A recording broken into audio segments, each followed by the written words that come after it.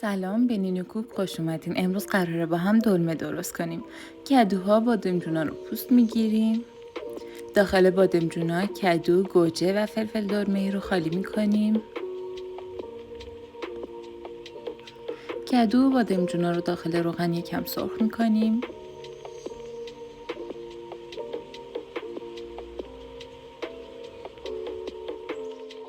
یه پیاز بزرگ رو خرد میکنیم و پیاز داغ درست میکنیم.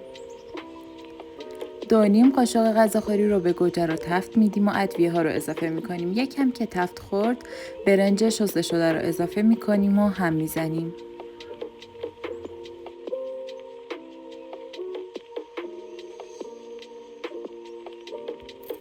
میتونید از سبزی تازه هم استفاده کنیم. من چون در دسترس نداشتم 4.5 مشت سبزی خشک دلمه اضافه کردم. لپه نیم پز شده. داخل بادمجون، کدو و گوجه و فلفل دلمه‌ای رو با موادمون پر میکنیم. برگ ما رو طوری روی سطح کارمون قرار میدیم که طرف زبرش رو به ما باشه و با کمی از موادمون میپیچیم.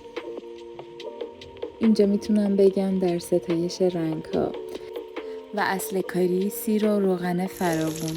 نوش جان. اگه از این ویدیو خوشتون اومده لطفاً ویدیو رو لایک کنید و برای دیدن ویدیوهای بیشتر کانالم رو سابسکرایب کنید.